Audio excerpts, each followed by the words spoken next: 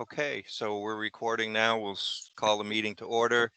I think we can have introductions of the task force right now. So I'm Representative Michael Marcotte from Coventry, and I chair House Commerce and Economic Development, and also am chair of the Workforce Task Force. So Senator Clarkson. You just introduced me. Allison Clarkson, Senator, Windsor District, Majority Leader in the Vermont Senate, and Vice Chair of Senate Economic Development, Housing and General Affairs, and delighted to be here with all of you. And Kendall?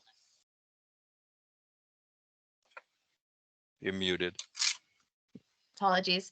Good morning again. Kendall Smith, Governor Scott's Director of Policy Development and Legislative Affairs.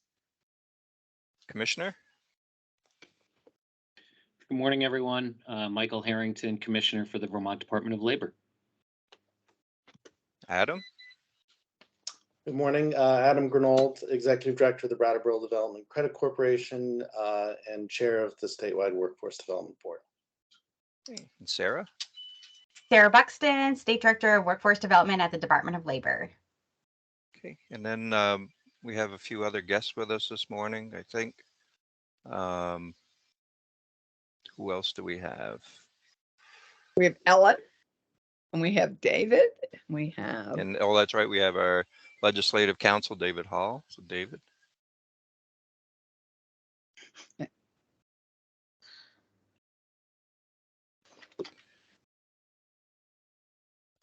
Okay, so I think everyone saw the minutes from the last meeting. Did anyone note any changes or things that were missed in the minutes? Okay, just I think we need to approve the minutes, I believe. So I'd move that we approve the minutes as circulated. Okay, is there a second? Second. Okay, all in favor, say aye. Aye. Aye. Aye. Opposed? Okay. And next, I believe we have David up. He's going to walk us through a couple of pieces of the charge that we have that we didn't get to in the last meeting. Also, well, I think we want to make sure we take a look at the agenda. I think we're going to, with some discussions with Sarah yesterday, she's not quite ready yet to present the WIOA and Wagner Pizer. She wants a little more time to put that together. So I think we'll skip over that part of the agenda if that's all right with everyone. And Sarah can work on that, and at our next meeting can bring us all up to date on WIOA and Wagner Pizer. Is that all right, Michael? I was just going to add, Sarah and I talked a little bit too. We can certainly give a general overview of, so if people have questions specific to the WIOA titles or the general requirements, but it sounded like people wanted a deeper dive into the detailed requirements. So that's what Sarah will work on for next time. Okay. I think it'd be good if we could just get a, 80,000 foot level view of what both are. But I don't know that we will have any time to do that today because it's, we've got an hour and a half today. I think it might be better if everyone's in agreement to wait on that until our next meeting. Well, and Mike, David circulated this, and Sarah commented on it, reminding us that we just have one jurisdiction. The summary is it's a pretty long document, but the summary is good. I mean, it's a good overview. Yeah. So I Mr. Chair. Yep. Go ahead, David. I maybe there after Sarah left last meeting rather, I got the sense that I was sort of volunteered to do the 80,000 foot level, and I actually have that prepared for today. It's I mean, like a very simple, not even 2-page type, just orient us to what we're talking about based on the summary that I circulated. So I'll definitely defer to those experts to do the deeper dive, but I can do the very general today in conjunction with, because it relates to the 10 VSA 540 and 541A components I was going to talk about. So I can just do all that quickly in the interest of time if you want. Okay, that sounds like a good plan. Thank you, David. Okay. So David, why don't you take it away, and we can review the Commissioner of Labor's role and the Sure. size and composition of the Workforce Development Board, and also give us that other high Yep. level of WIOA and Wagner Pizer. So David. So I'm going to try to share this and hopefully it works. Am I sharing my screen? Not yet. Okay. Let's see. Share. All right. So right now you're probably seeing Legal Information Institute. Is that right? Yep. And Okay. if you could expand that, David. Yeah. Now are you seeing a summary document? Yeah, it's Yes. still a little tiny. Great. Well, I'll blow it. That's good. I'll blow it up, but all right. As I said, this is a gross oversimplification of WIOA. Not gonna be able to steal anybody else's thunder, but I thought it would be helpful to orient the sort of the conversation about the board, because it is highly obviously informed by WIOA. The board is required by WIOA.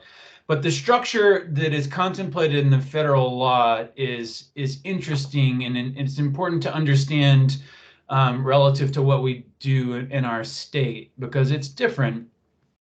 So WIOA, the Workforce Innovation Opportunity Act, was adopted in 2014. This is a federal law, like many federal laws, that basically says, here's a bunch of money, and you get the money as long as you do the things we want you to do in the way that we want you to do them.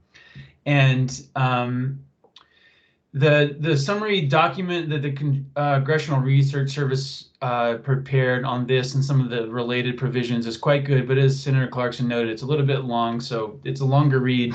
I've also been cramming thousands of pages of Department of Labor reports in my brain the past 2 weeks, and I just wanted to give a shout out to you guys for all of the tremendous amount of work that you do to put into those reports.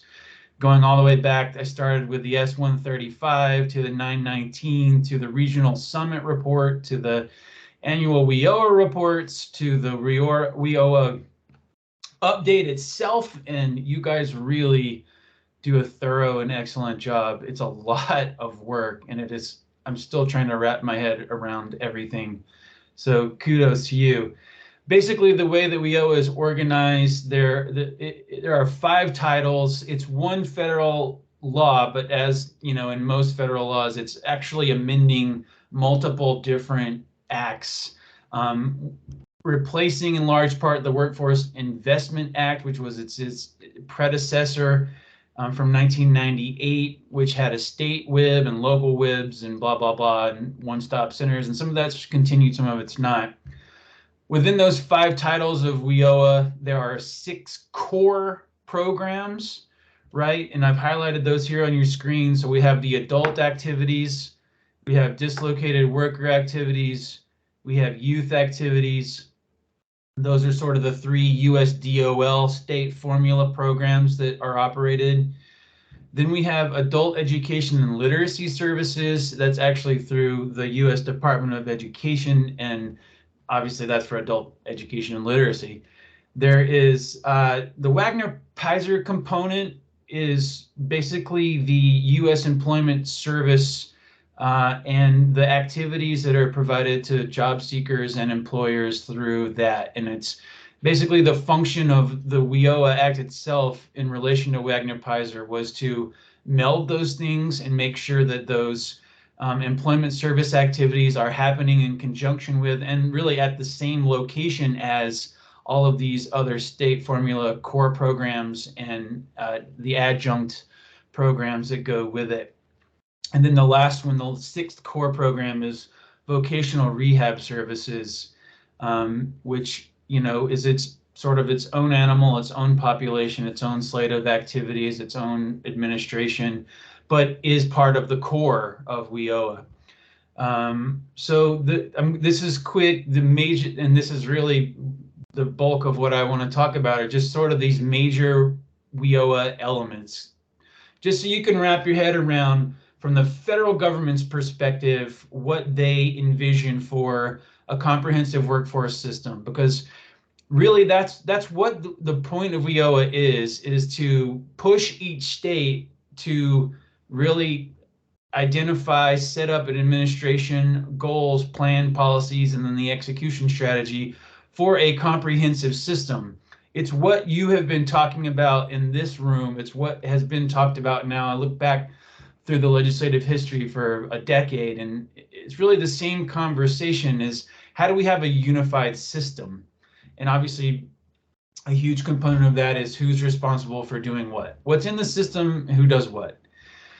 So the sort of the crux of the WIOA construct is this one-stop delivery system concept, and that is basically try to get all of the activities, all the services in at least one place in each state. And really it trickles down into regions, local investment areas in states. But as we've already touched on, and I'm going to talk about, we only have officially the one. Right, so we have a one-stop center in Burlington that is our one official required one-stop system. We have satellite locations DOL runs throughout the state, at which most, if not all, of the same services are at least available. But a fundamental difference between Vermont and other states is this concept of a one-stop job center, where we only have one for the whole state. We are only one area. Our state workforce board basically functions as the state and the local workforce development board under the purposes of federal law. Other states are different. There are 3,000 workforce development boards across this country, which, if you do the math, means most other states have a lot of local workforce development boards, local investment areas, and those areas each have a one-stop center. And it's a very different construct, because that means, for the most part, money is flowing to those local places rather than just to one state centrum. So again, at the one-stop location, you basically have to have physically co-located or accessible services for those 6 core programs I mentioned, plus core partners. There's a long list of them. I'm not going to go through them all, but it's a lot. And then there's an MOU that governs basically how is this going to work. You've got the local board. The local board designates an operator. The board and the operator come together and say, here's our MOU that tells us how things are going to work. And if you look in DOL's report, in one of their appendices, they've got their MOU in there. It does a good job of spelling out, here's all the people involved, here's how we're going to pay for it, here's how we're going to deliver services, etc. That would happen in other states. That would happen in each locality. So you'd have not only the overarching state platform, but each local would have its center, it would have its partners, it would have their own MOUs. So are you seeing multiple populations served? So I think this is important. You know, Dustin Degree last meeting, one of the things that I think I heard him say everybody should understand and be working from the same page about is that there are limits on how money can be used and for whom based on the core programs and the state allocations. And, you know, so I pulled some of them up here. So we've sort of got like, I put here the adults, the dislocated, and the youth populations, right? So those core programs under Title I. So we have the concept, WIO has this concept of universal access. If you're an adult, you need, you know, job services, you need to know where the employers are, you can come in and get help. That said, a large focus of WIOA, and in fact, local WDBs can specify, is priority for people who are struggling and need extra help, right? And it's not really spelled out specifically who you have to help. Those prioritization factors at local levels, they have some flexibility, but, you know, the universal access adult activities is just one sliver. then we've got dislocated workers who are terminated, laid off, not likely to come back. Like as I said, you can give priority to low-income people, skills deficient people. If you're talking about the youth activities, that's going to be targeted, at least by default, to out-of-school youth, high risk, low income, foster care, really target populations that need a lot of extra assistance. And David, may I yes. just ask, how does the federal government do, because WIOA is for a subset of people. I mean, that's one of the challenges we face as we look at the entire workforce system. Right. But how do they define low income, and how do they define at risk and out of school? Do they have to be out of school to be at risk? No, there's like 9 different factors for each class. So I can pull it up. For now, I'm going to say 80,000 foot day. Deeper detail than I can give right now. I think Sarah may know. Sarah? I'm like David said, it is quite specific, and I can do a little rubric so you can see what the special qualifications and the priority populations are for next time. But I put my hand up just to note that when we say WIOA Title I, adult dislocated and youth, is for special populations who need extra help. WIOA Title III is the basic career services that help everybody. So I wanted just to make sure that we, as a committee, start recognizing that we typically think of WIOA as really limiting, but there's 4 titles of WIOA, and some aspects are available to everybody, and those are in all the job centers. So just know that with WIOA Title I, limitations, that's where some money is. But we also have WIOA Title III, AKA Wagner-Pizer, less limitations, basic career services for all people. Thank you. That's helpful, because I think we generally think WIOA a subset of the entire population. Correct. So and only one of them is the narrow, have all the eligibility requirements. Sarah, it's Dustin. While you're talking, can you just do like 4 seconds on out of school or in school youth and why we sometimes run into an issue with that in Vermont, and as an example of how some of the funds are limiting? Yep.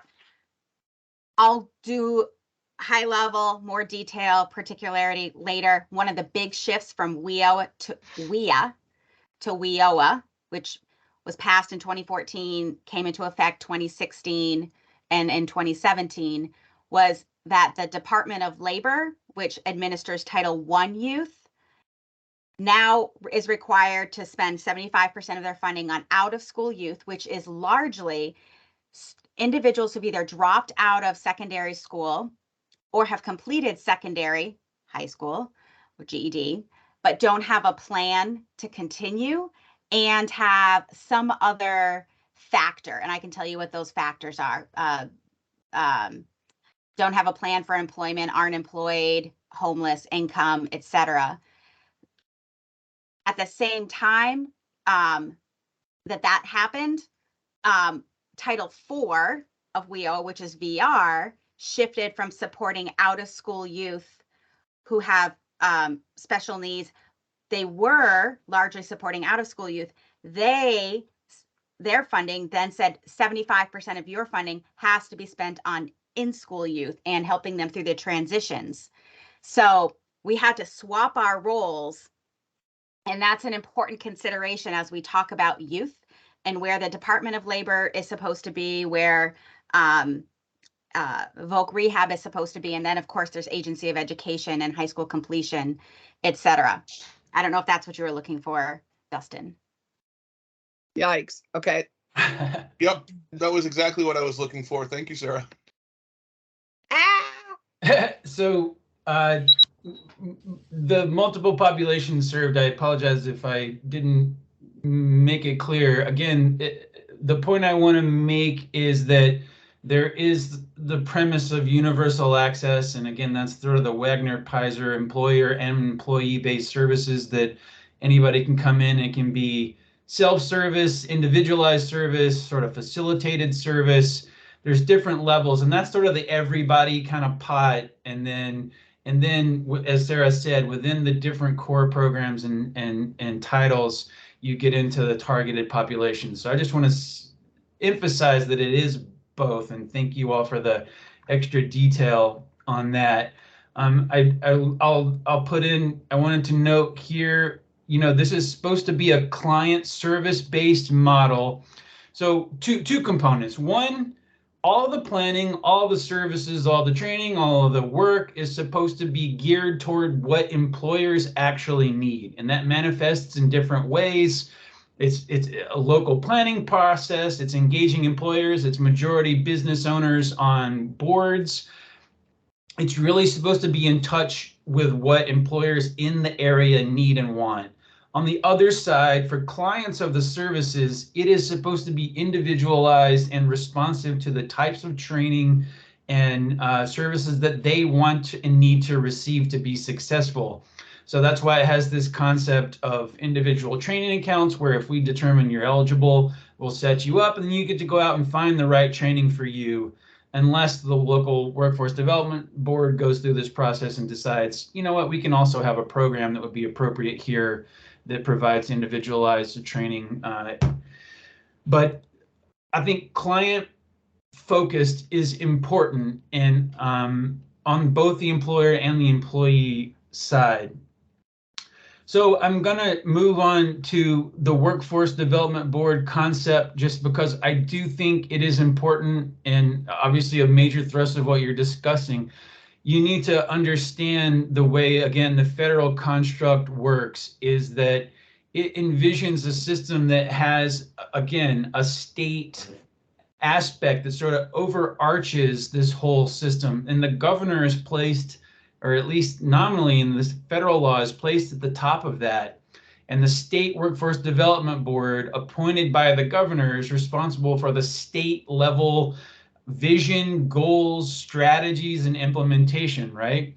So that's what WIO as a state is, as a federal law envisions, is this overarching state construct, governor, state workforce development board, state plan, that spells out sort of those big picture kind of concepts.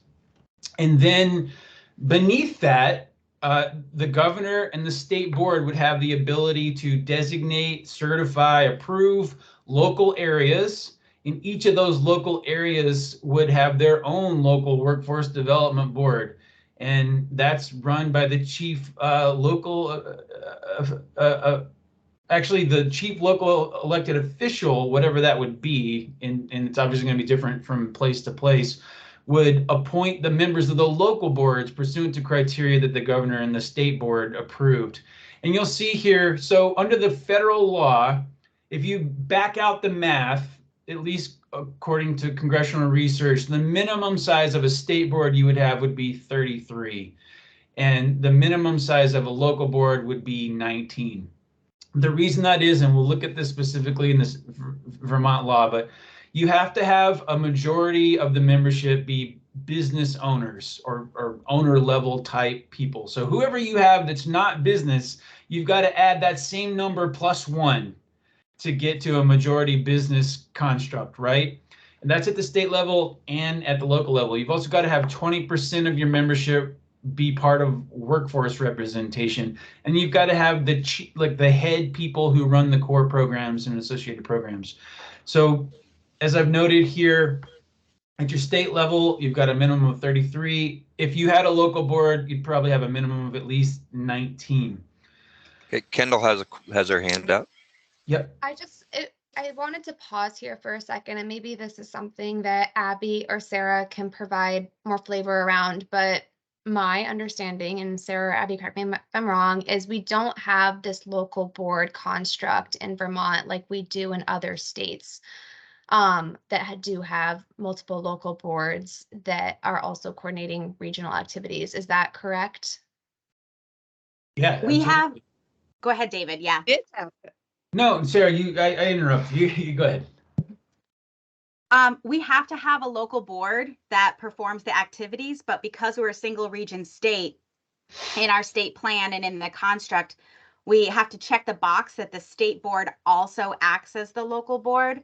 So they have to do all the things the local board does, plus all the things that a state board would do. So we do have a local board. It's just that local for us is a whole state.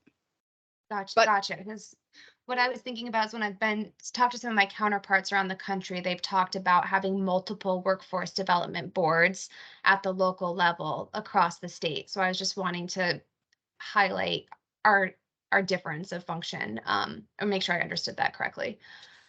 Adam? Yeah, just to follow up on that a bit, I think we have a tension of everything we just heard, David describe as far as the layout of the way this is to work. And do we have regional inputs as to what the employers really need to have that individual casework that's operating under this single region statewide board?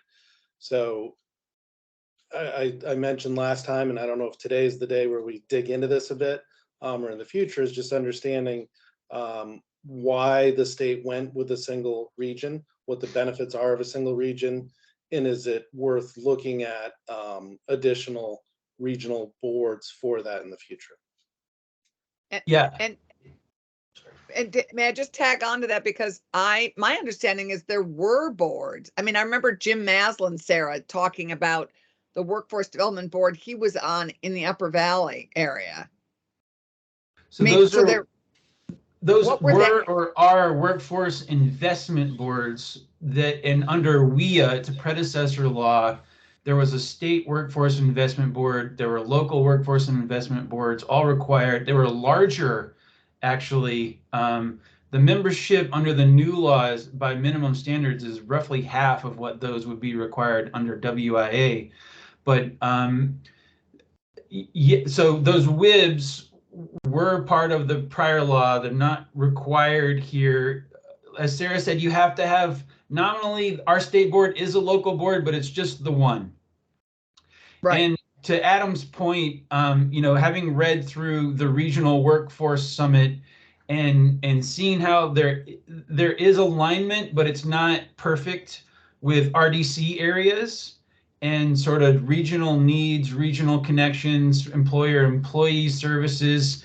I don't want to lose this thread, because I think it's super important that you understand WIOA as a federal construct definitely envisions a regional presence that is informed and governed by the state, but also sort of filters up, so that the consequence of, and I'll move on to this next piece, the planning piece, because it's important. So the consequence of having a structure that has both state and regional, aka local elements, the consequences are several. First off, if you have, let's say Vermont was broken up into 12 local WDBs under WIOA, then the majority of the funding would actually flow to those local WDBs.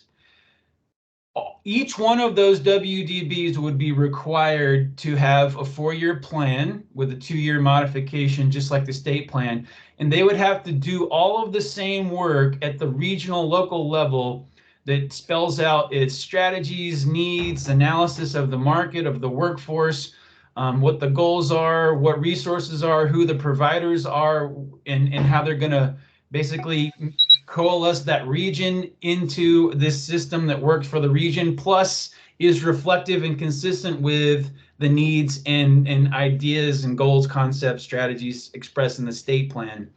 So it's not as simple as, okay, let's also have local WDBs who will also do some work. Under the federal construct, again, the official local WDB, just like our state one, will have memberships. It will have responsibility at the regional level that will include state planning, and and again, I think the most consequential thing is most of the funding under the federal law would determine that the local WDBs would get the majority of the funds if they're the official WIA construct. So this is, I think, a key area of where the intersection of the challenges of the funding and where the funding goes to what titles, et cetera, I think this is really one of our key challenges right here, is whether it goes to the state for this unified planning with one board versus having to develop bureaucracies for more regional units. If we could get a waiver from the feds to not have that huge additional infrastructure have to be with each one of those boards and just have, anyway, I think this is the nub of a key piece of our challenge here. Yeah, so I know that I'm taking more time than I intended to. I'm gonna try to keep moving. But what I want to, the seed I want to plant for you is this. There is the letter of the federal law construct where all of that work would have to happen in the way that the federal law says. But then there's also the possibility of having a sort of hybrid where you set up would effectively be local entities, organizations, boards that have some of the key responsibilities that the regional, local WDBs would have under the federal law, but you don't set it up so that it's strictly or formally this dichotomous structure, but rather there's a federal law system and a state law system, and you get to say what the state law system looks like, but the federal money and the federal rules apply how we have it now so that it all filters through the state formally. That's a lot, and that's like a lot of work, and I'm just going to plant that seed and move on. So, Right. Commissioner Harrington, I know you've had your hand up for a bit. Yeah, I just wanted to touch, and maybe Sarah can add to it, but Vermont's not unique in being a single state. There are other single states. And we can also look at other states that have multiple local boards. So I think Massachusetts has something like 12 or 13 different boards that cover the entire state. I will say, in talking with our counterparts, the states that have multiple local boards are incredibly envious of the single states because it is infinitely more complex when you have local boards that essentially have their own authority and their own power. But Sarah, I didn't know if you could provide any context in terms of how Vermont is compared to other single states, or what it looks like with other states that have multiple local boards. Yeah, I put into the chat a list of, you've Great. hit on like 4 or 5 things to go deeply into, and that actually is one of them too, just to show you what the provision is and then what other states do, especially as we think about what we want the RFP and the consultant to compare with the single region states. And Sarah, can you, for those of us who don't manage to do chat while we're in a meeting, can you save that and send it around to all of us? Sure. And we can confirm as Mike Marcotte ties up the meeting what you're going to kind of want a little bit more from me next time, for sure. Yep. Adam? Yeah, I'd be curious from David or from Sarah or Mike, the amount that goes into each title, is that a formulaic determination based on populations? And would that then pass to the locals? So would it be a statewide allocation to those titles that then must apply to every local, or how would that work? And again, maybe not for a deep discussion today, but very curious for the future. I think there's a lot of details that Sarah could guide you through that you could quickly get lost in the weeds. Let me give you the highest possible level view of that based on my understanding. So the state formula grant programs are determined amounts of money for each state that are based on a variety of factors, including basically how much of the relative population you have versus how many high-risk people you have. Different programs have different formulae, but in a nutshell, you either get some percentage of the national, or you get the small state minimum. It's how lots of federal programs work.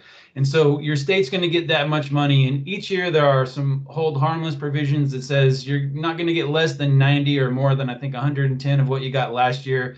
So it's a pretty consistent amount of money year over year goes to the state. If you're like us, if you're one of the single states, then it all just goes to the state.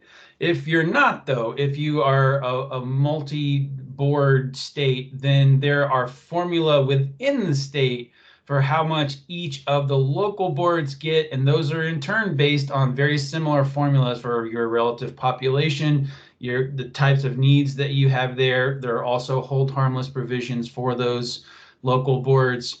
So you'll see here on your screen, about 60% of all of the WIOA funds are based on these formula. And then there's other funds that go to specific national programs and other services and mandatory reservations.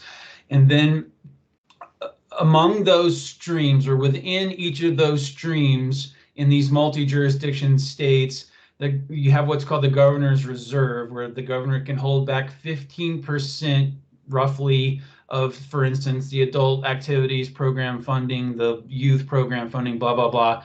And that's held back for state level activities, and the rest goes out by formula to local boards. I noted here 25% of the dislocated workers activity funding has to be held back so that the state can do state level rapid response activities, for example. So it is all spelled out in great detail in the law and the regs, and I'll leave it at that. But to answer your question, it's basically, in large part, each state's going to get X amount of money, and if you've got multiple jurisdictions, that's going to flow on down to the local boards, less the governor's reserves or the other mandatory reservation of funds for state level activities. And I'm going to leave more detail to Sarah after that. Sound good? Okay.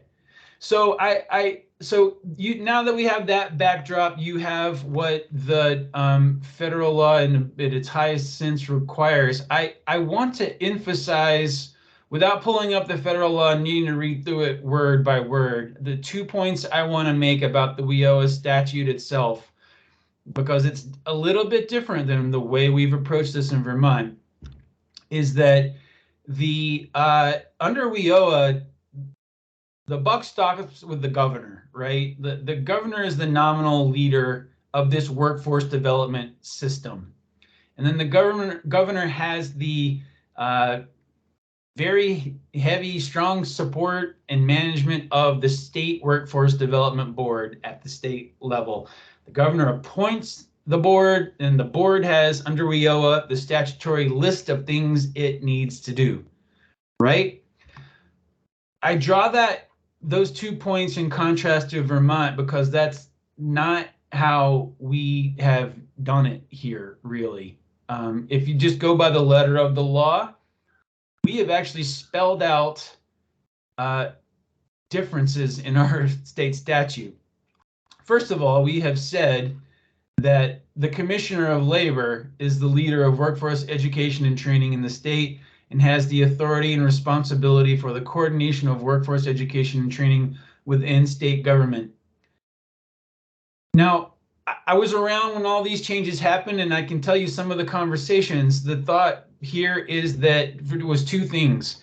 We need a leader within state government, and obviously the governor is in charge of the executive branch, so the governor checks the box for purposes of WIOA. But within the executive branch, we need a person, a place that has the central locus of authority and can tell other people what to do and require them to give them data and information and coordinate and tell us how things are going. It all needs to happen in one place. And the legislature and the governor at the time signed 10 VSA 540 into law, invested that sort of primary authority with the Commissioner of Labor. And so if you look at the duties in 10 VSA 540 about the Commissioner of Labor as workforce education and training leader, you'll see in 1 here that these duties are in consultation with the State Workforce Development Board.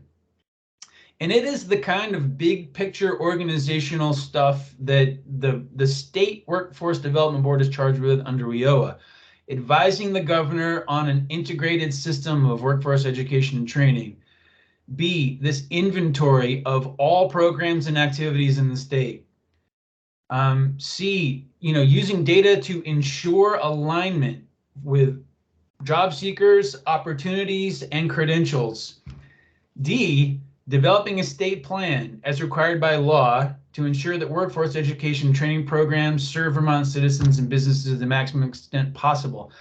You know, the federal law doesn't say your state commissioner of labor has to develop a state plan to ensure consistency across your workforce system. It says that that is the job of the state board at the state level, local boards at the local level. Coordination, ensuring coordination and non-duplication of workforce activities, that's taken straight from the federal law, but that is a charge that actually is given to the state board, not the commissioner of labor. Same with best practices and performance measures. I mean, WIOA has performance indicators and adjustment levels for each state. You have to, the Department of Labor has to submit to the U.S. Secretary of Labor what performance measures it's going to use and how it's going to adjust it for state specific, you know, performance. USDOL has to approve our indicators. So that's all work that while DOL is integrally involved with, because it works with the board, operates the one-stop center, you know, we have taken the liberty here in our statute to say, commissioner, that is your job, even though WIOA says state board, that is your job. So it's not a contradiction because they all work together, but as far as the division of labor is concerned, we have taken a much more prescriptive approach and assigned a lot of it to Commissioner of Labor. Congratulations, among the other things you need to do. So the other part about, I would say, you'll see it reflected here in I. We've got the Secretaries of Commerce, Human Services, Education, Ag, Transportation, and Public Safety, all working with DOL to develop and implement a coordinated system to recruit, relocate, and train workers to meet labor workforce needs. The federal law does not get so specific as to who needs to be at the table. It says we need the leaders of the core programs. We need people with policy making and decision making authority, but it doesn't necessarily say who those are. We have gone that next step in state law and said, these are the people we want in the room. And they are, by the way, the leaders, the secretary level leaders of these different agencies and departments within Vermont state government. I'll pause there if I think there's questions. Yes. Dustin? Yeah, just a quick comment. And this, you know, going back to the minimum size of the state board being 33, this is, I think we talked about a little bit last week about our state statutes requiring more actual human bodies on the state board than the federal statutes require. And I know that the size of the board is something that Adam and I and others have talked about for a couple of years as to being overly cumbersome and making the board a little less nimble and reactive to the type of things that it is required to do. So that's just another piece. I think that upper paragraph that David just read is a really good example of how we've tried to make everybody accountable and involved. And by identifying everybody, we've really identified nobody other than the commissioner. So just something to think about within the differences between our state statutes and the federal statutes. Yeah, great points. I want to spend my last 5 minutes juxtaposing board composition between the federal and state laws because it is significantly more specific in our state statute and Perfect. more expansive, much more expansive at the state level. Senator Clarkson. Thanks. Before we leave this, I think this is sort of the core of one of the things we're addressing with this oversight committee. I mean, we'll hear from Michael about how this is working now, but what was the date of this, that we passed this, David? Because we did this together. Yeah, you know, very first around 2015, not long after WIOA itself was adopted and changes were made from WIA to WIOA, but really has been amended several times over the course of the years since then to expand and provide even more specificity of what the commissioner and the board should do, including things like authorizing the state board to approve credentials of value that are, that count. I mean, that was a big shift, but that was like a more recent change. So it's been an iterative process to move to specifying who the leader is, what the board, how the board's composed, and then from there, sort of an expansion of the duties over time. I think there's been about 4 or 5 different amendments over the years of significant structure. I guess I remember the first one really working with you on this in 17 and yeah, it could have been later than I think I said 15. It could have been more like 17, 18, but it was after obviously WIOA was adopted. I think you're right, David. It was around 15 where we started. Sarah? Yeah, I'll confirm that. It was at least 15 when you passed the before 15, because I was in the legislature and we did the first initial making the commissioner in charge. But then after 2017, more like 18 and 19 is where we started to focus and include things like recruit, relocate, train workers, added some secondary, post-secondary connection. And as you noted, David, also that some of the credential attainment, so that we were continuing to focus all these new initiatives. So it was before 2016 when WIOA took effect that the statutory did the first rewrite, but then we modified quite a few times since. Yes. Yeah, so 10 VSA 540 itself was actually added in 2014. So you guys were quick. Right after WIOA was adopted, you guys were right on it. Yeah, but I think this is the core of the coordination that we are looking at as we look into the future. For this really is very specific to state government and all the agencies and departments, the coordination effort for that, and not beyond that. So I think this is really the crux of why we're here together, is who does this, why, how it's funded, and understanding all this. This is a great start to our work that we're doing this summer and fall. Yeah. Right. And as we look at this, I think the next time we meet, when we really start discussing the makeup of the State Workforce Development Board and the needs, we'll need to hear from Commissioner Harrington. We need to understand really how this is working. Does it work? And should we be looking at a different model that incorporates, someone that sits right under the governor that could have more expansive powers to do the things that I think the Fed is contemplating and what we're contemplating as well. Yeah, so so 540 is an interesting mix of a very broad, big level type things, like have a plan and an inventory of everything, an integrated system, but then it's also very specific here in 2. The duty to require from each business, training provider, or program that receives funding to conduct workforce training to get a report that evaluates the result. And that is and it goes into level of specificity of, name of the person, the amount, what they did, the general description, future resources. But remember the context of you adopting, or the legislature and the administration at the time adopting these 2 sections.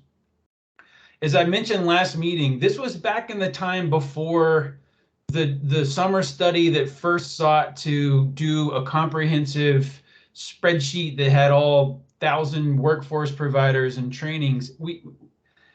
This was an attempt to initiate a statutory state level requirement that somebody have a master spreadsheet of everything that's happening, every person that's receiving dollars, what they're doing, and what the results are. Right. Quite ambitious. And as I said, part of the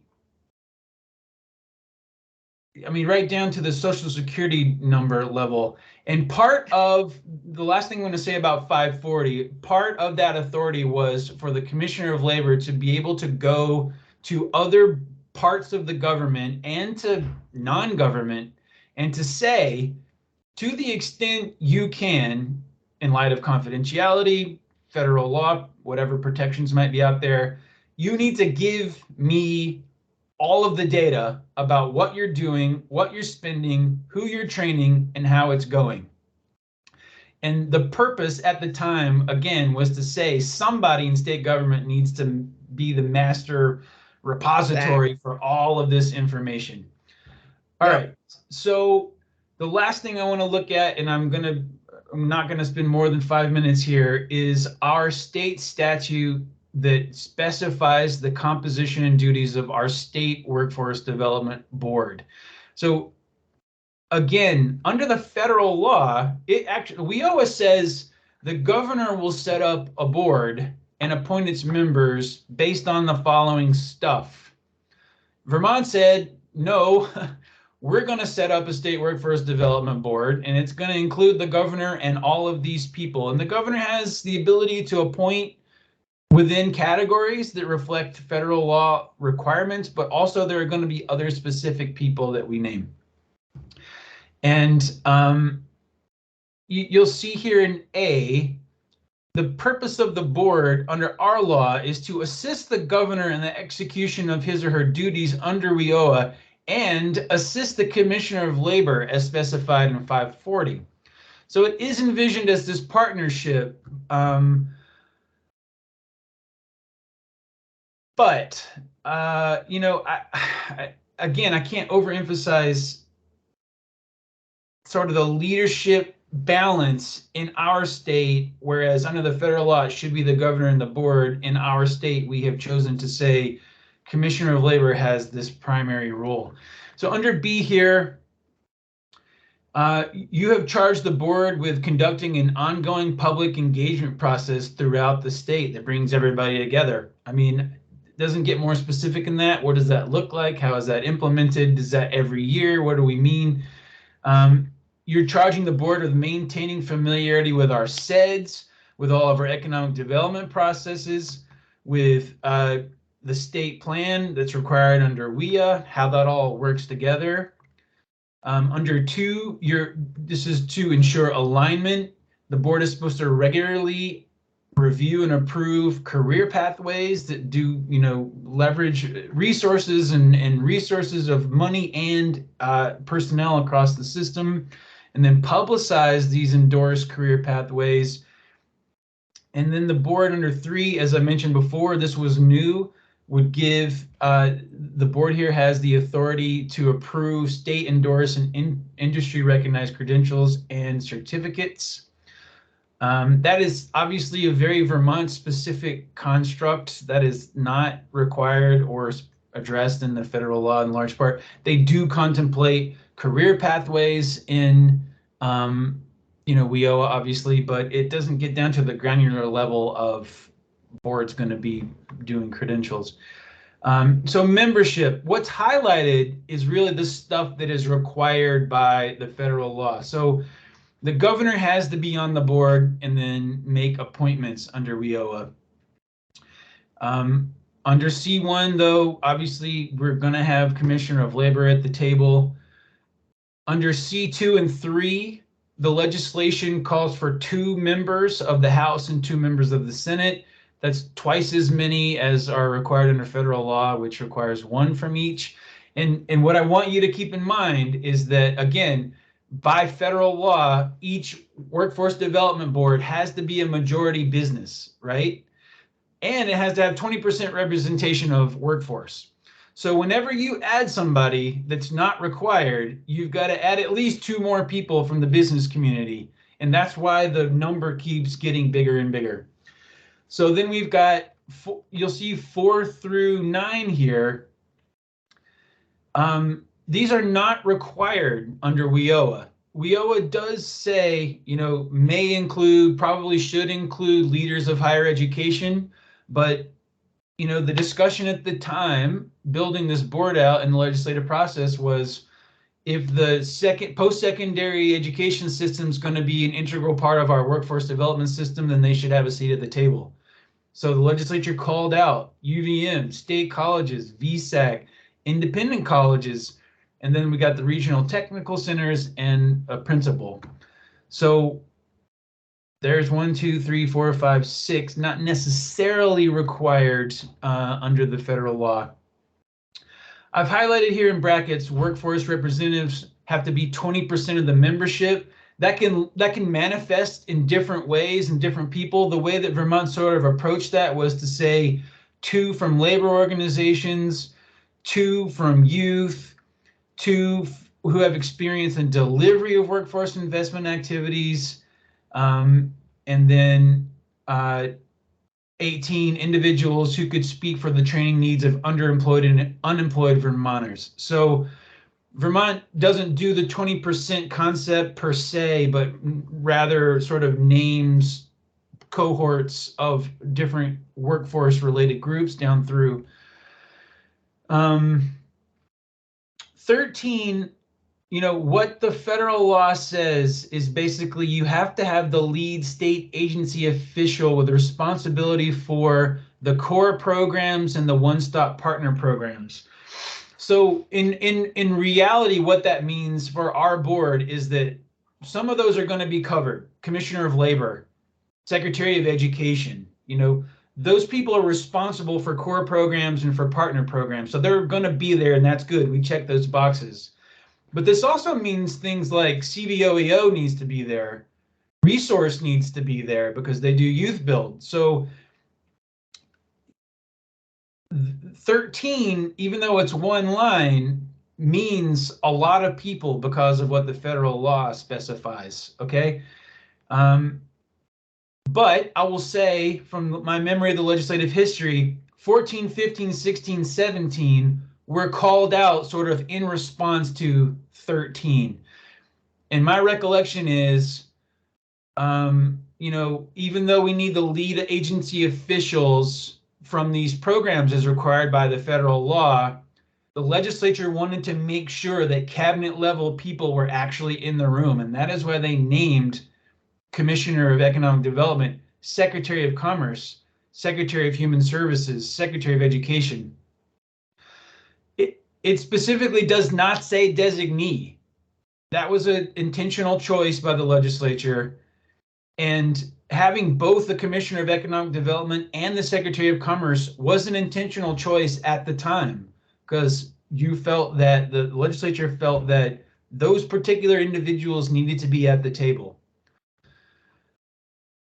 The last piece, 19, this is the part that's required by federal law where, as I said at the very top, this is supposed to be a client-driven system based on the needs of real employers and real employees. And therefore, the federal law mandates that the majority of the representation of the board be decision-level business owner type people.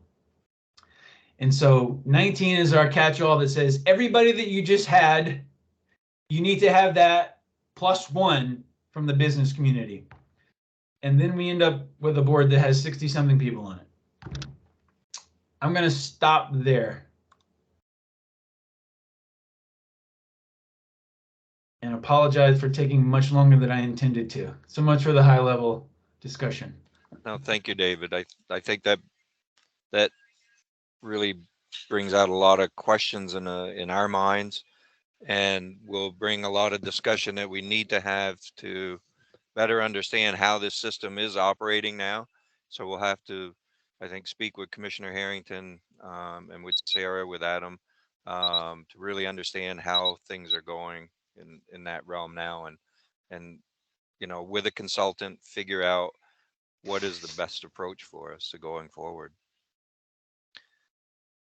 So David, thank you for that review. We really appreciate it. Very well done. Senator, you're muted. You're muted, Allison. This is her first time.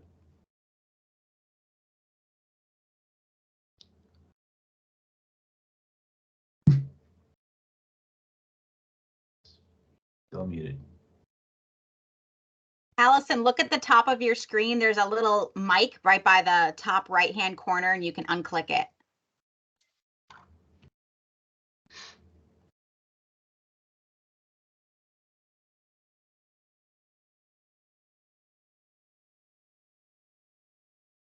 Right at the top, past all our pictures, by the leave button.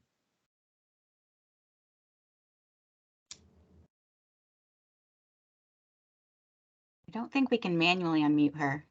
That's what I was just trying to figure Yeah, out. me too. You can't. Was I if think I it's, could unmute her, but I think think it it's- has to be the system administrator. She just went on hold.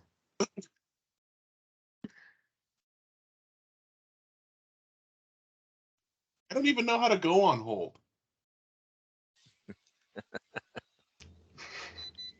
And she's gone.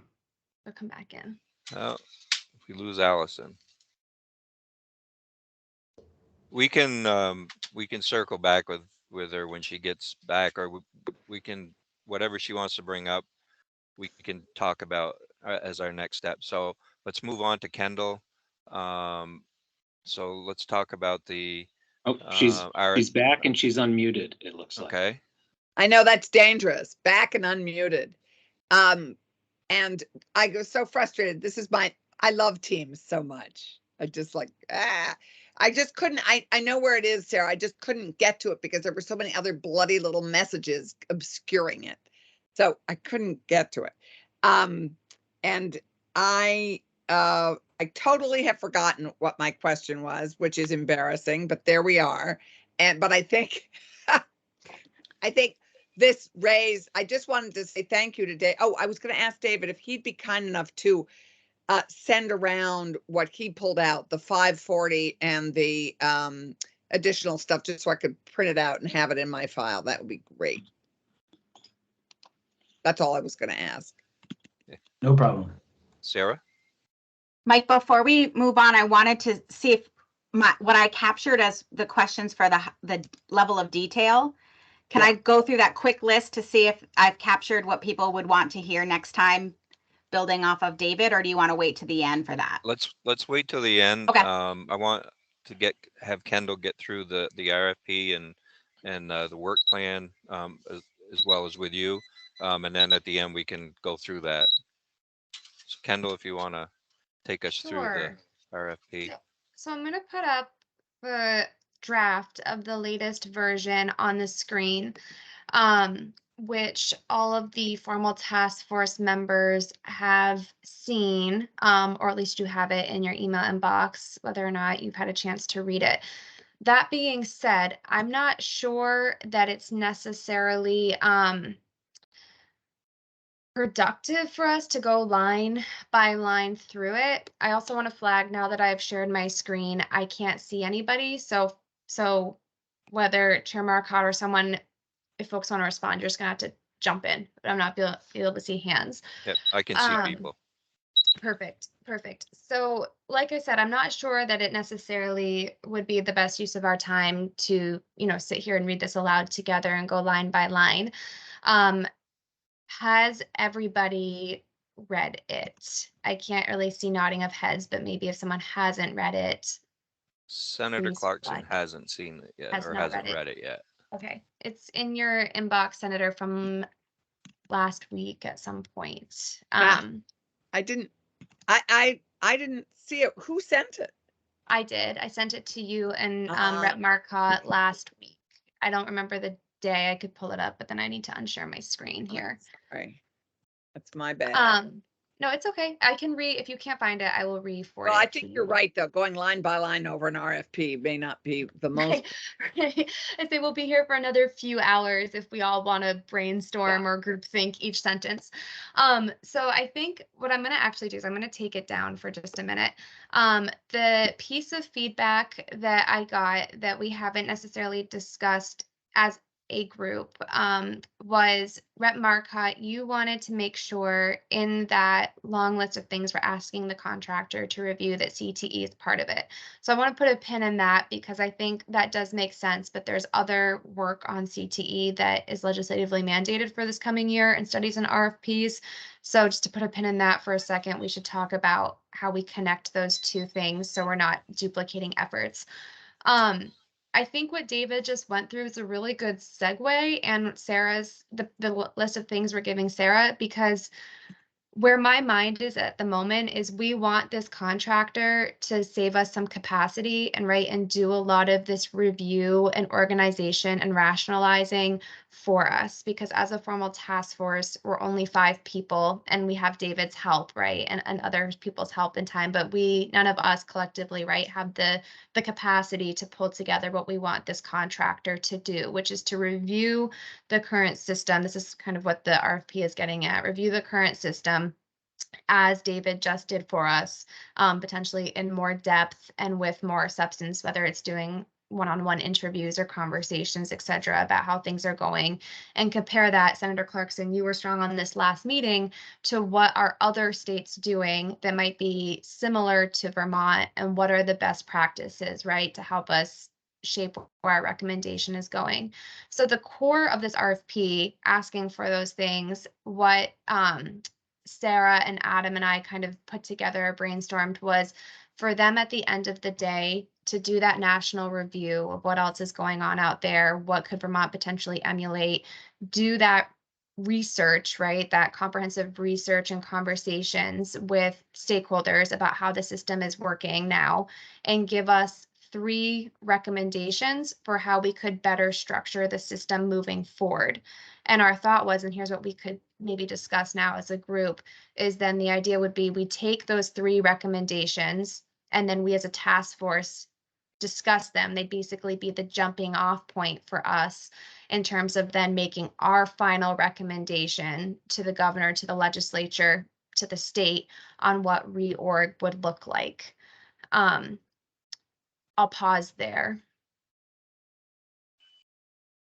I mean, I think that makes a lot of sense. Sarah?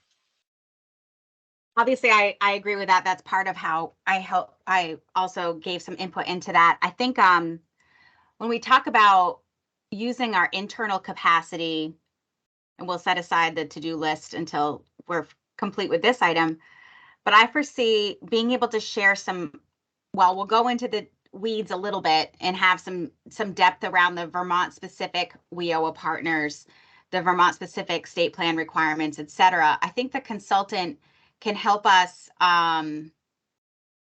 take the fundamental requirements that are required of all states and be able to show us how that plays out. The key in all of this for this committee, I think, is going to be in developing the rubric. And I've kind of outlined this in a proposed action plan for us on our work plan. But we're going to have to define, when we get those recommendations, what is it that we're going to measure it against? And I don't think performance measures are the purview of this group. I think we keep our view at the level of governance and say, how are we going to assess whether this system is more or less coordinated or people are more or less accountable? And that will be, I think, the work of this group, perhaps with some recommendations on how to develop that rubric and how to assess whether something is more or less coordinated. Maybe the consultant can help us put some of that together through small group stakeholder conversations. I keep hesitating to say, I don't think this is a stakeholder engagement process for everybody.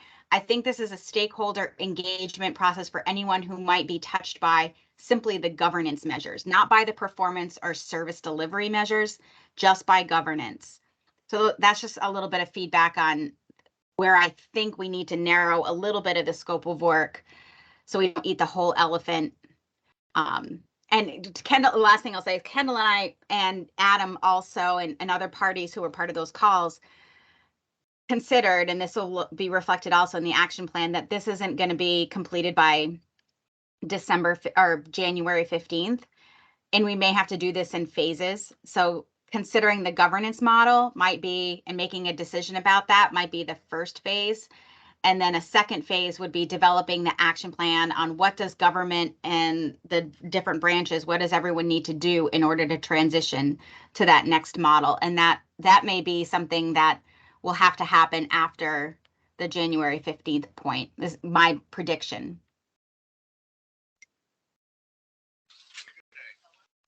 That seems to make sense to me. I don't, others, Senator, your thoughts?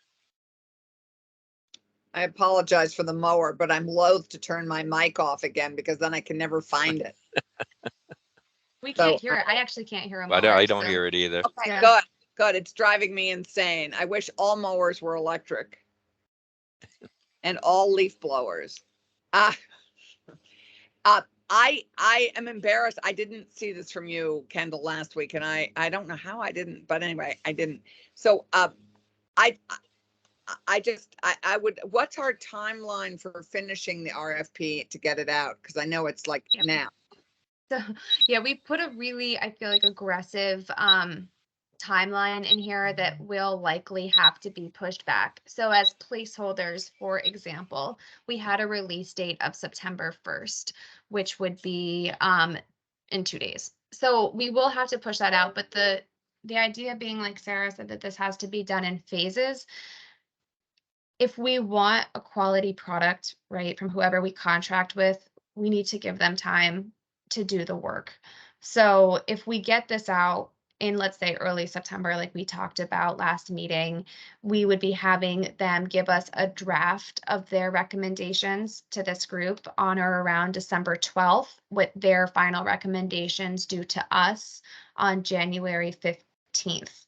And then we would need time, that's the time our final report to the legislature is supposed to be due, but then we would obviously need time as a task force to review their final recommendations, discuss and see, which path, if we ask them for 3, makes sense to us, or if we say we really like these, but we want to do something with a twist, you know what I mean? So again, early September, I think, would be ideal for getting this out. I do have a couple of calls into BGS. I need to follow up with them because I haven't gotten a reply yet about if we could do this as I believe it's a simplified bid. We probably can't do it as we're going to have to put it out to bid is basically what I'm getting at. We won't have enough justification that there's only one specialty firm out there that does this type of work because there's many. But we might be able to say we want to do it as a simplified bid and send it to only 6 or 7 groups, like we were going through last meeting. Sarah had itemized a few out that we know have expertise in this field. Right. And we also found out from BGS that under Bulletin 3.5 of the administration, we could do it a simplified bid for up to $100,000. We do run a risk if we then use the same consultant for more work. We're like cut off there. We can't play funny about this, but if we can pursue a waiver up to $250,000 is what we had chatted with them about. So that would leave open the ability, even if we only wanted to award one or more contractors certain parts of the work, the simplified bid process would sort of cover us and not require us to go through the full competitive bid process. So that seemed very promising when we heard from BGS. Kendall, you can correct me if I took that away in the wrong, with some wrong information, but I felt like, okay, we can still stay within the competitive process, but use a simplified bid so long as we can pursue a waiver with the agency of administration to get, up to $250,000. We can still award out to different different proposal groups. Like if they say, we just want to do this section, we can make those decisions as those proposals come in. If we talk, I mean, has anyone put up their antenna to speak to one of the people who may be one of the consultants who we hire to get a notion of how long this work that we've outlined in the RFP would take? I mean, do we have a notion of the time frame? Because some of it clearly exists and won't be that, So I spoke to one consultant, not about this, because I think if we show our cards in any way, we're in danger of violating the the competitive piece. But it was the consultant who did the work on I was on the special committee on the future of public higher education in Vermont, right? The five, again, a 5-member with some stakeholder groups. And so NCHEMS was the consultant we used. They have specialization in education management, but they also do governance. And I was on a call with them just as a follow-up and a check-in. And I asked about how long it was taking for them to do something similar for Oregon and how they manage higher education. They're doing a whole governance restructuring. And it is, a good 4 to 6 months, but it depends on how much we want with stakeholder engagement. So we could limit the analysis and the proposal piece, but I think 3 to 4 months is probably the shortest reasonable amount of time that we could give someone to do this work well. Right. I think for the where my mind goes is there was just recently a similar analysis done for our early care and learning governance system, and I think that took them about 5 months. I double check with Building Bright Futures, but as being part of that process as well, I want to say they really got down to it in like late January, February, and their report was due July 1st on the early care and learning side. Thanks. That's so 3 to 4 months. I mean, if we have as an objective beginning of December, that they can at least get some stuff done and get back to us and say we need more time or not. Right.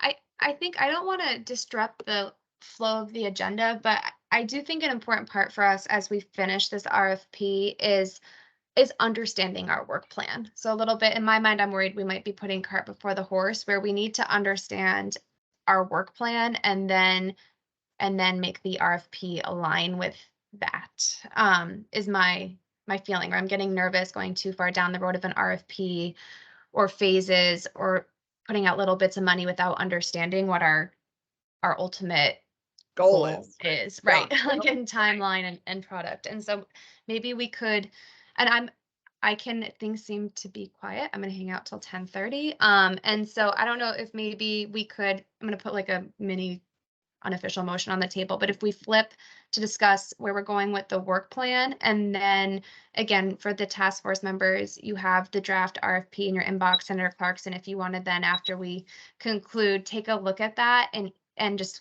either email thoughts or just mark it up, like in track changes, and you can go through and provide your feedback that way too. And then we might be able to close that out either via email or another shorter discussion early next week is my thought. Just looking at it superficially during having pulled it up, it's great. You guys have done great work on it. So I will enjoy reading it and responding. Perfect. Thank you for all the hard work, initial work. Perfect. Yeah. So Kendall, why don't we just start looking at the work plan? I think that's a better place to start, and then we can figure out, like you said, how do we deal with the RFP? Great. Yeah. So that's going to pass the mini mic to Sarah, because Sarah had sent us something earlier today to start outlining that. There, can you see my screen? Yep, you'll just have to expand it. Zoom in just a little bit more. So if you look at the ampersand at the top of Teams, for those who are unfamiliar, there's 3 dots under More. And if you scroll down, you can check focus, and that also helps clear up all of our pictures on your screen for when someone's screen sharing, if you wish. So can you see okay here? Do I need to make it even bigger? It's easier to pull it up on your own device and look at it. Yep. That's good. Yep, I think that's good, Sarah. Okay. What I did here is this is all just a first pass, and it's mainly for you guys to react and say, yes, that looks good, or it doesn't look good. And so don't, there's no fear of, it's just to react to. And it's based on the progress that I'm kind of taking through from conversations with Adam and Kendall in the development of the work plan, of the RFP. So just to clarify, we have 2 deliverables in this committee as I read the statute. We have to identify an optimal organizational structure, and there's some detail around that, what that structure needs to look like. And then we need to create an action plan. For this draft work plan, I've only focused on deliverable number 1 because we have to do that before we get number 2. Right. So I've broken up deliverable number 1 into 3 activities. We've started some of that work today, and it's to understand the current structure and current requirements at both the federal and state level. I'm going to scroll down to activity B, and I'm using this as a placeholder. You guys, again, please, we can decide that activity B doesn't actually develop a rubric, but I think we have to figure out, and this is where I get the most anxious about our work, is we have to make some policy decisions about how we're going to decide whether something is optimal or not. And I put some suggestions that bring in some of the language from the RFP here, but so that we know when we get some recommendations back, whether what we're looking at is meeting our own objectives. So some of this develop rubric could happen while the consultant is doing their work.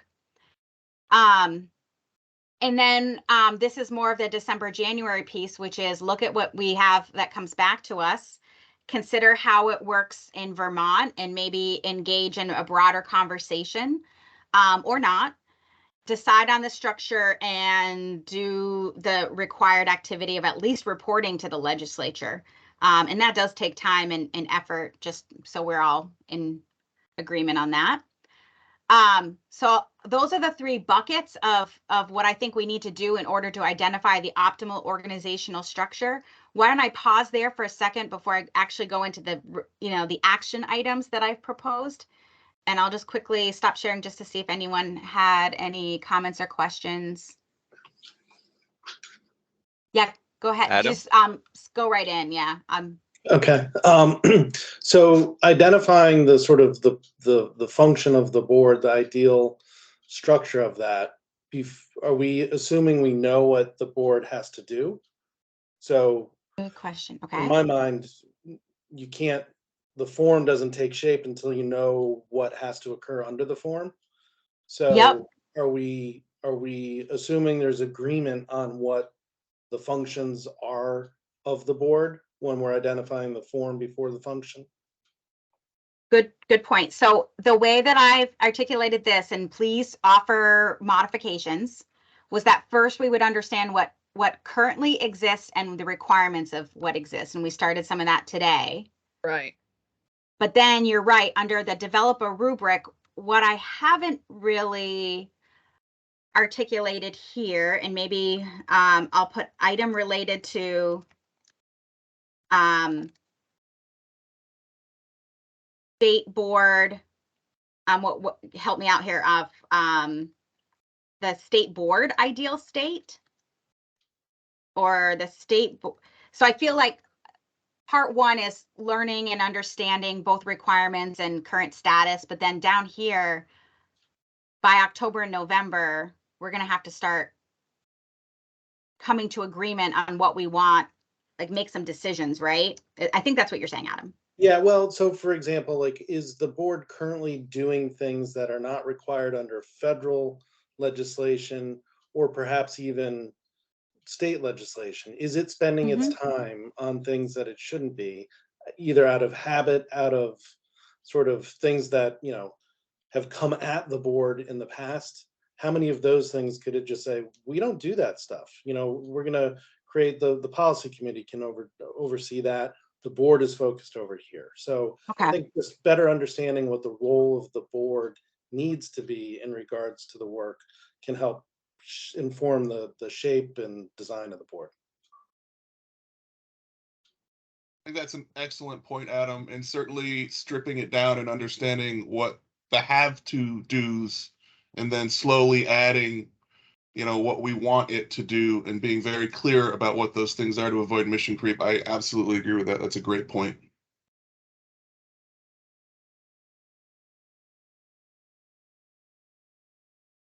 Okay. This is obviously working while we're doing it. But I think both of those, would you agree that they kind of come in two phases? The first would be to understand what currently exists and what the requirements are. And then as we all feel comfortable and conversant, at least nominally conversant in that as we move into October and November, we're going to have to make those I see those as two different things. One is to decide the duties, and then to design, one is to decide the duties, the other is to decide the design. Well, if I may, I mean, one is understanding the duties. The other is really to understand how it's working now, so that if we're looking at how to reorganize it, we are clear on what's working and what isn't working. I mean, this is a lot of, for me, it's, reviewing the statutory role is fine, but then we really have to understand how that's working now, how the money's working, how it's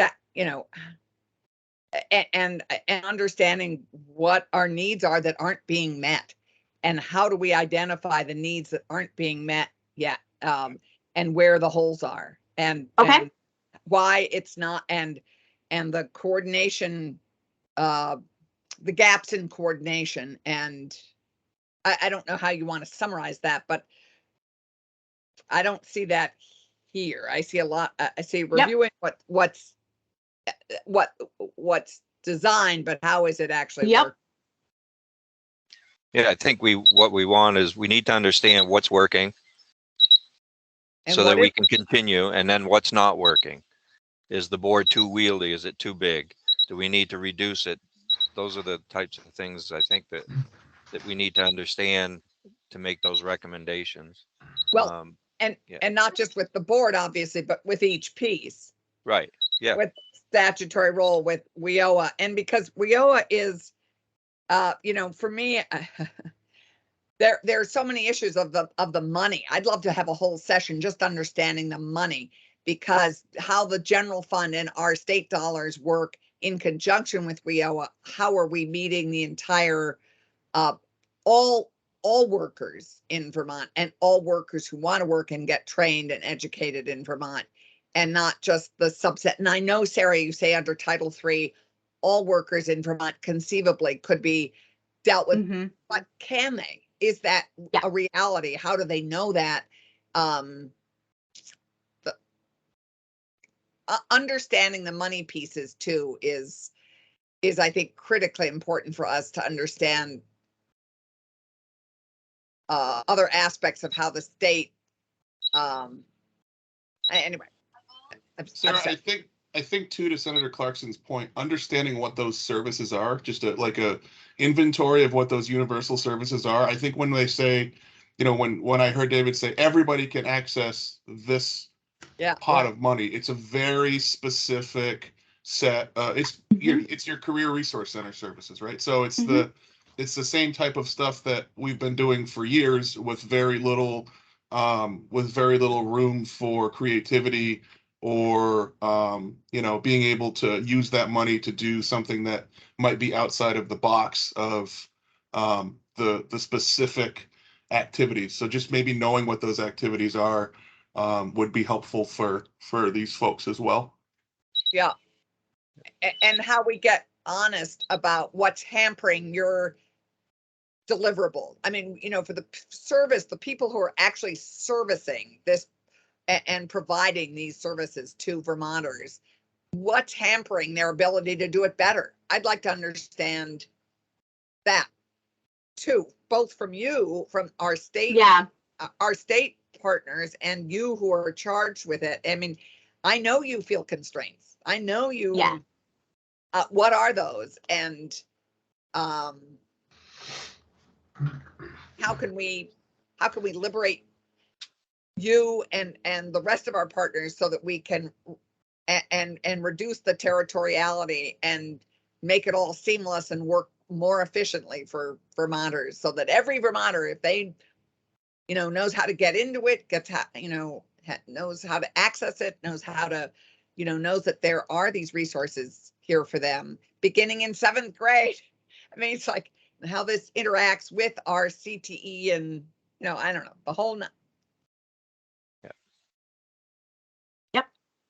the whole schmagaggy. Yep. Commissioner? The one piece that would be helpful for me, and maybe it would be helpful for this group too, is understanding, and this goes to a little bit about what Senator Clarkson was saying, actually articulating what the problem statement is. Like, what don't we like about the current system? And because I think everybody doesn't like something. I just don't think we all don't like the same thing. So, the things that frustrate Senator Clarkson may not be the same things that frustrate, Sarah or the governor's office or Representative Marcotte. So, or the board. So I think being able to articulate, and this may help guide the consultant as well, as like, what don't we actually like?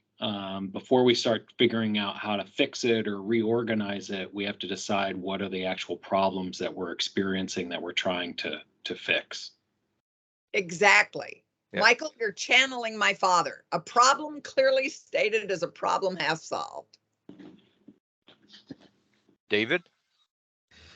Yeah, thanks. I had talked about under WIOA sort of the type of system that the law at least contemplates, doesn't mandate, but contemplates, with so much of the focus being in many places at a regional construct layered over and under a state construct. And as I said, I had read through the 2020 Regional Summit report, and it just resonated. It reminded me of how long we've been doing this work, which, with both Senator Clarkson and with Representative Marcotte, we've now been working on this in our legislative capacities before WIOA was even WIOA. And right. I remember in some of my earliest work, it was trying to, this was back when Vince was the chair of Senate Economic Development, and a process, I think it was Challenges for Change maybe, of trying to mandate co-location of everybody all throughout the state into regional centers. So it was RDCs, RPCs, WIBs, tech, all of that, one place, and have a system that's predicated on regional service delivery. So what I raised this because I don't want to lose sight of what I think is extremely important. There in this a little bit reflects what Adam was saying about what the board is or isn't doing and what it should be doing. There's the minimum of what the state workforce board has to do to get the money under the federal law. But then there is the reality, I think, in Vermont, from what I've gathered from the things that I've read, and there are certainly people in the field who are better experts than me, but I think the reality of the system in Vermont is that it is so much broader than what WIOA actually contemplates. And WIOA is a lot of the money, and it's a lot of the services that are part of the workforce system, but it is not even close to all of it. And the two main components that are not really going to be mandated or addressed at that level of specificity under the federal law are the regional aspect of our workforce development system, and then the way that it connects to our education system. Yeah. The other reports that I read, and a lot of the comments that were in the reflections on the regional summits from employers and from regional service providers were just time and time again. The comment was, workforce needs to be part of the education system starting in middle school. Yeah. And awareness among families and kids, and then college graduates, about how we make that pipeline from starting middle school into the system. So we do the things that you guys are talking about, increasing the workforce and increasing the labor participation rate. So I'm not trying to mission creep your special committee, and I certainly don't want to go, even bigger than what a consultant can do. But I don't think that you can articulate what a state board is going to do, or a Department of Labor is going to do, without also articulating what the role is of the regional workforce development delivery system and its educational counterpart in career pathways, CTE, et cetera. And I know that that's huge, but when I'm thinking through the WIOA requirements and what the models look like, as I said, it could be what we have now, where it's like just a state board that's huge and tries to do everything. It could be a WIOA compliant state and local model where we have official local boards doing official local things and a state board, or it can be an informal hybrid where we have a WIOA compliant state system and then we have an ancillary regional system that doesn't necessarily have to check all the same WIOA boxes, but can do some of the things it's trying to do. The problem, I think, at the end of the day that you're trying to solve is who coordinates the entirety of that system. And that is where my mind gets blown, because it's so many people and so many things and so far beyond the grasp of me. Exactly. And I think that is the question we're trying to answer, is who coordinates the whole shebang? Yep. Kendall? My comment was building off of what Commissioner Harrington said a few minutes ago, and I'm not sure if we would input this in the same place or a little later in the conversation, but after defining what is the problem we're trying to fix, where my mind was going was yes, and or reframing that a little bit too. What are our principles for what a solution must have? I think I'm saying the same thing, but a little differently. So as we are, as a group, deciding what our path forward is eventually, are there a set of guiding principles, which I think are potentially a little bit higher level than outcomes, but that we agree on in terms of what we're trying to achieve. And then the other comment was, I'm not sure, and Sarah, maybe you know where exactly to fit this, and I think it's sooner rather than later, whether it's for us or for the consultant. We as a group still need to define kind of what the guardrails are in terms of what the system is, building off of what David said around education, and either who we want the consultant to speak with and or who we want to hear from. So do we want to hear from, I assume at some point, the Agency of Education, for example, on work-based learning and internships and CTE? And do we want to hear from AHS on SNAP and TANF? And just, is there a list? Again, we'll have to come up with this either for the consultants or for ourselves in terms of who we want to hear from. And I think that is also defined by what is our guardrails or our definition of who is involved in our workforce system. I think you hit on something that just really resonates with me, which makes the system so complex, is that there's statutory authority not only at the state level, but the federal level across multiple agencies. And so you can have a federal program like SNAP or TANF where a sliver of that program is on workforce, but that's not the overall intent of that program. And so that's where it gets so complex, because someone, again, the Secretary of Human Services has statutory authority over a specific program where a component of that program is workforce specific. And that's where I think we'll have to figure out how do we, I'm really curious to see how other states have tried to solve this problem, in saying, are you able to actually achieve a single person oversight of all workforce, or do you have to just set up a structure that allows those people who are in charge of workforce to come together and have a single voice and a single purpose that they're collaborating to achieve together? So it'll be very interesting. Thank you. Yep. Sarah? I just want one comment and then one kind of question to the group. I just wanted to flag, David may not have remembered, I wouldn't expect you to, or have seen that one of the big problems with the regional summit report that we flagged in testimony and in a press conference, and things that we would not want to do going forward, is because of the way the summits were structured, education was functionally unable to attend or participate in the development. And the result of that, meaning teachers, work-based learning coordinators, principals, superintendents.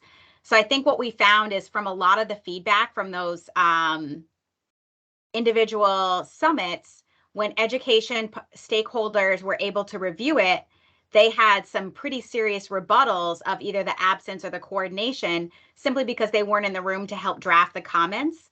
And so of the 7, I think, recommendations, 4 were focused on education. So we did flag that we should, when we look at the results of the Regional Workforce Summit, we need to consider that there's some problems with our structure, which again leads to why we're here today. So that's just a little comment for that part. But I want to make sure that when we are doing our work, that we're all on the same page, that I don't think this group is the one that decides how the work happens. I think we are should be solely focused on, via the legislative language, on who gets to make the decision about how the work happens. And that when we decide, like, who the decider is or what entity drives it, that we've ensured that they have accountability and that they've got resources and that they're sort of clearly aligned at the state and federal level with their roles and responsibilities. So we can quickly get into, like, when you were saying, how does it function? Like doing the SWOT analysis, the strengths, weakness, opportunities, and threats analysis.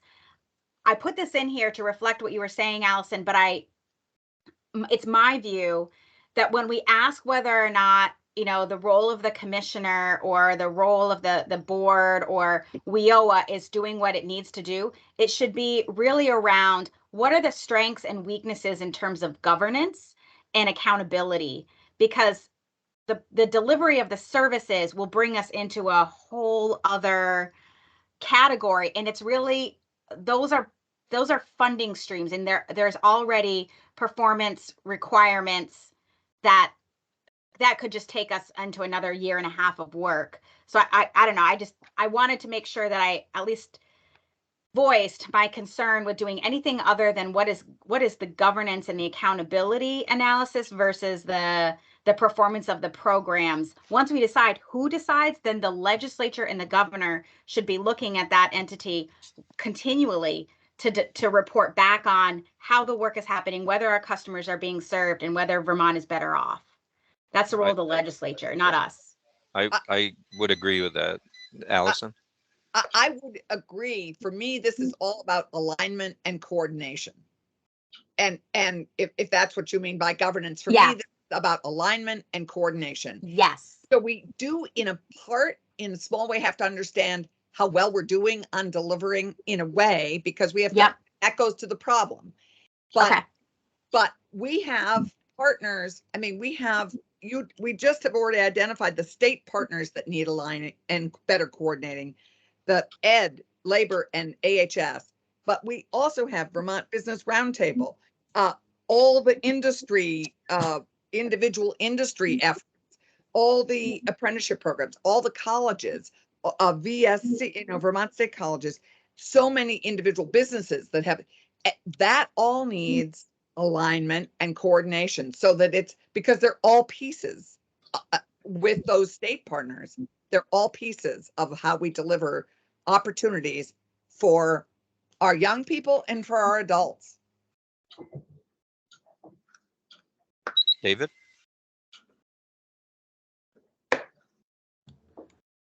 Sorry, that's an old hand. I don't know how you take that down in Teams. Okay. Okay. Mike, this is Adam. So Allison, I totally agree. Sarah, I was going to ask if you could bring that screenshot of the document up again.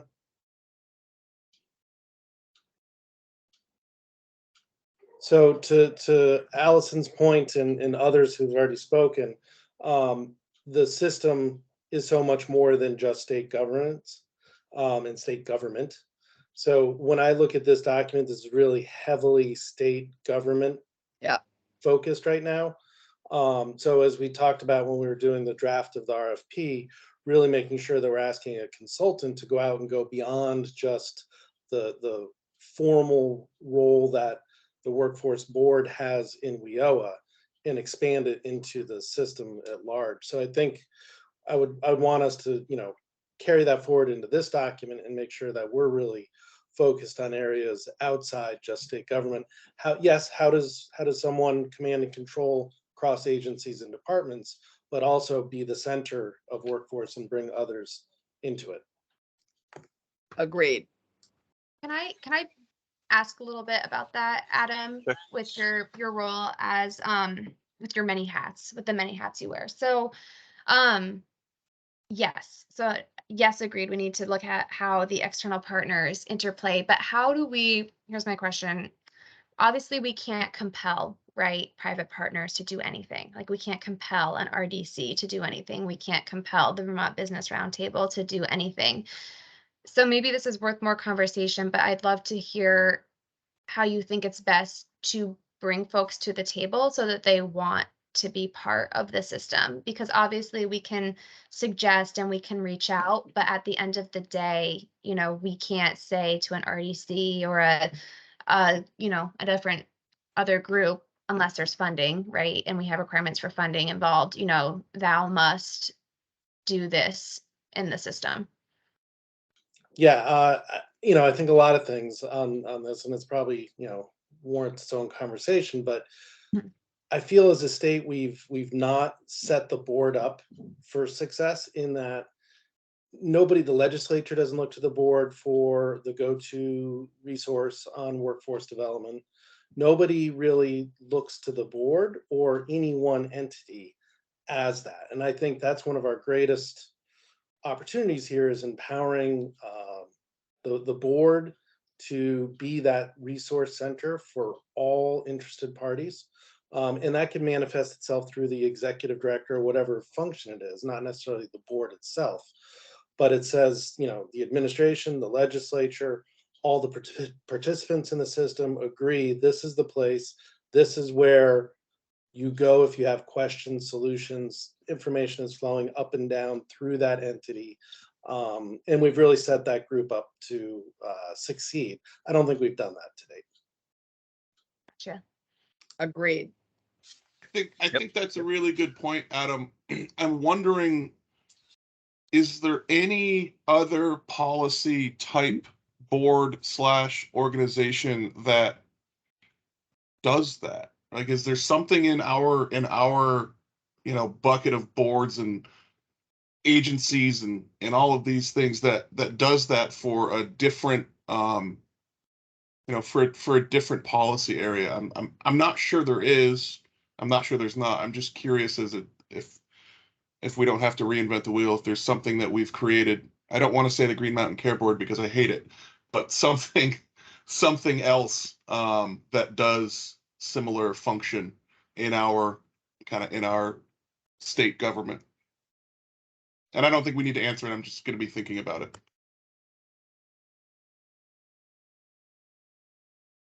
Okay.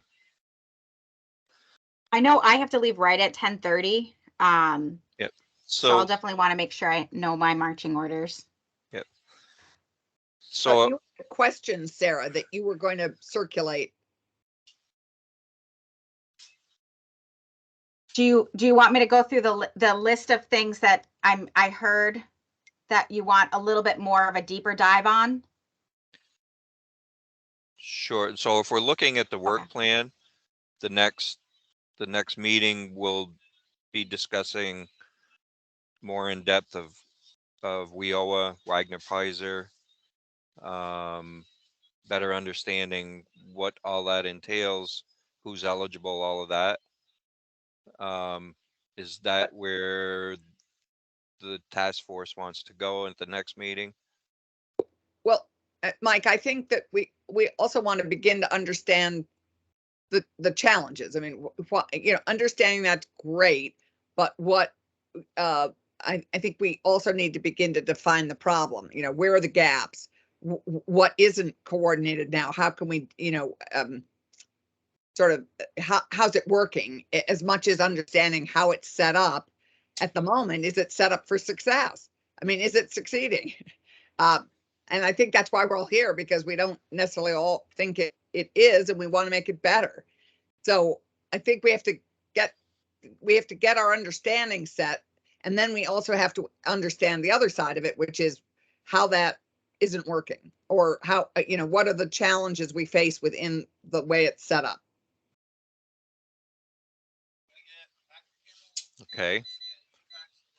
And I want to throw this out too, before we continue on, is that these 1.5, 2 hour meetings aren't working, won't be working. We can't get in it, there's not enough time to get things done.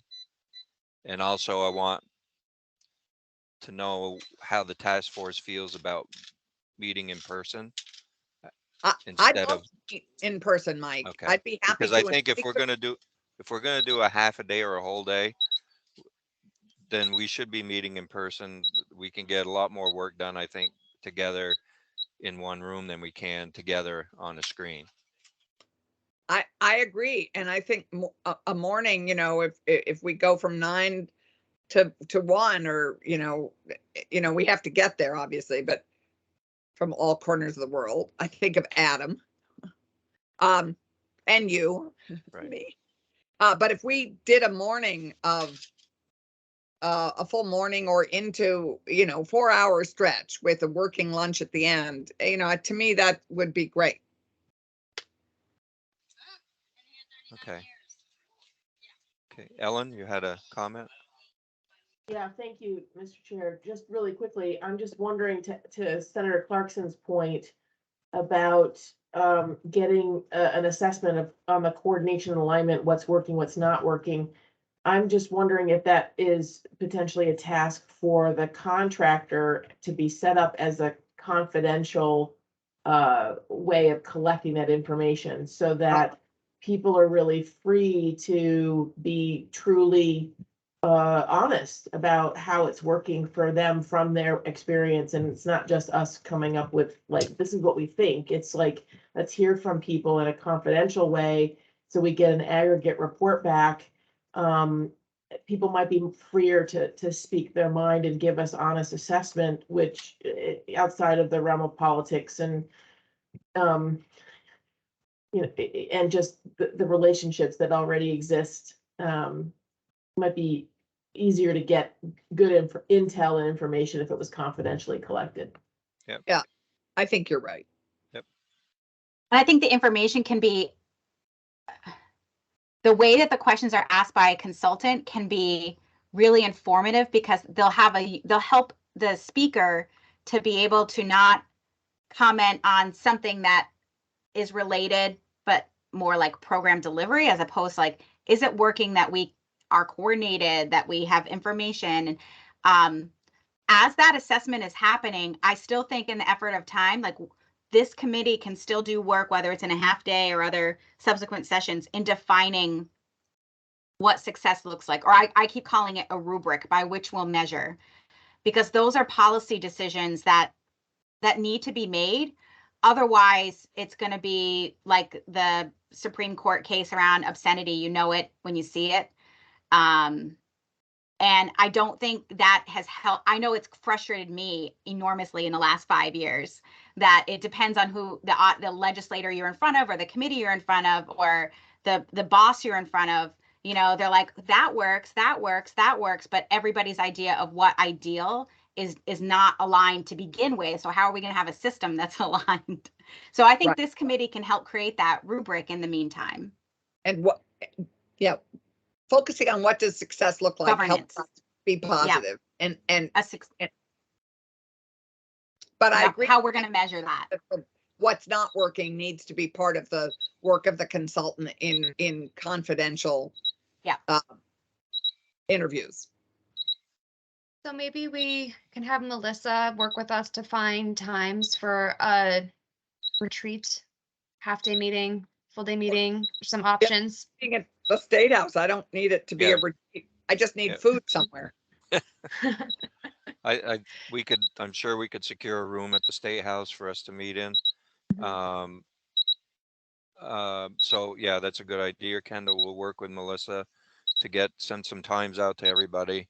And also, I think that if you can, finish up on taking, as far as the RFP goes, and getting that out to everybody, and if everybody just respond real quickly, if it's thumbs up, or if you have anything else to add, get back to Kendall with it, as quickly as possible, so that we can get that out. Yeah. That would be great. And then also, I can work with Sarah a little bit more on what the next agenda is going to look like, if that's all right with everyone. I think we've all heard, what kind of our expectations are for the next meeting, what we can go over. So I'll work with Sarah on that. And Abby? I'm happy to work with Melissa this week to find a time. Are folks thinking like in the next 2 weeks, or how far out, just so I have a rough idea with her of brainstorming ideas? Probably in the next 2 or 3, I would Okay. think. Okay. And we'd prefer the morning, it sounds like, as well, for the half day. I mean, I hate to say this, but during campaign, it is campaign season. And for those of us who are campaigning, I hate to say this, but 2 of us are legislators. Mornings are easier because, yeah. I can work with her this week and try to reach out to you all to get that scheduled. Okay. Thank you, Abby. Is there anything else that we need to go over? Sarah? Nope, I think that's good. I'll let Abby know. There's a bunch of us that'll be gone for a National Association of State Workforce Agencies meeting. So there's a week in September where we're out and just have to manage workflow a little bit to do all the things that need to be done. What week is that, Sarah? The week of the 19th. Okay. Yeah, I think we'll throw some dates out there. It sounds like 9 to noon or 9 to 1, with a break in between sometime, would work for everyone, hopefully. Okay. Anything else before we go? Okay, thanks everyone. Again, Kendall, thank you for joining us on your vacation and your birthday. Happy birthday. So Thank you again. go and enjoy your birthday Okay. today, and enjoy your I will. vacation. Sure, you've Thank earned it. Thank Thanks you. everyone for joining today, and just keep an eye on your emails from Kendall when she gets the last iteration of the RFP out, and get back to her as soon as you can. So thanks again, Abby. Thank you for hosting us today. We appreciate it. Of course. Take care, everyone. Thank you. This was great.